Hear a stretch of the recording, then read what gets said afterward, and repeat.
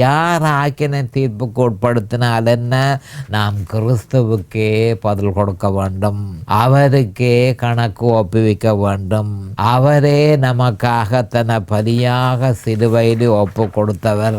நம்முடைய பாவத்துக்காக அவரே வேண்டுதல் செய்கிறவர் என்று சொல்லி எபிரேயர் 7:25 சொல்லப்பட்டிருக்கிறது. வேறு ஒருவரும் நம்முடைய பாவத்துக்காக நமக்காக வேண்டுதல் செய்கிறது இல்லை.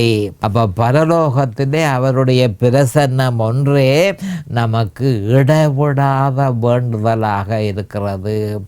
இயேசு கிறிஸ்துவனுடைய பிரசன்னம் ஒன்றே நமக்கு இடைவிடாத வேண்டுதலாக இருக்கிறது என்பதை ஒவ்வொரு கிறிஸ்தவர்களும் அறிந்து கொள்ள வேண்டும். இதை விட வேறு என்ன நமக்கு வேண்டும்? ஆனபடியால் தான் கிறிஸ்து உங்களுக்கு போதும்.